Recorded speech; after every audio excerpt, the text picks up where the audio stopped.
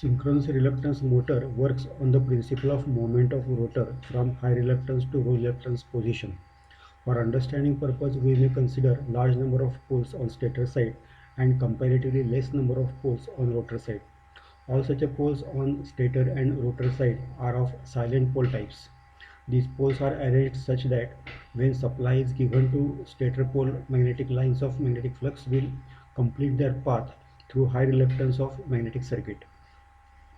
Since rotor is free to move, rotor rotates through such angle that reluctance will reduce and magnetic flux strength will increase.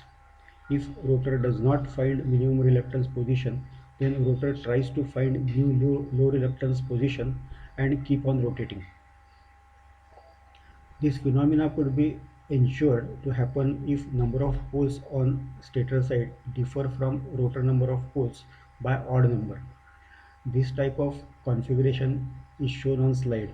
This is only for illustration purpose, and actual synchronous reluctance motor is constructed using different techniques. But the basic principle on which motor works is the same. In other words, we may consider working of motor as a magnetic locking between stator and rotor, where stator magnetic field is rotating at synchronous speed. Practical synchronous reluctance motor has induced identical stator with that of three-phase induction motor.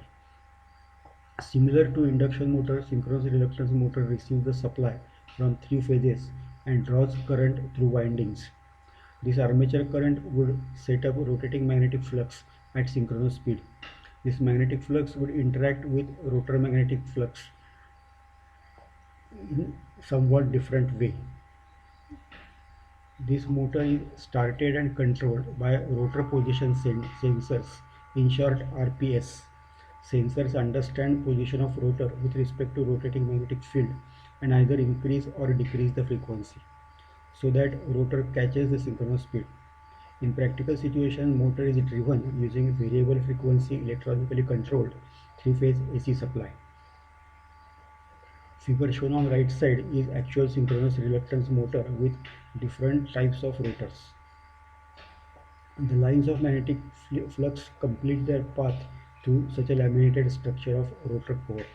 These laminations are known to be constructed in radial direction and they provide low reluctance path.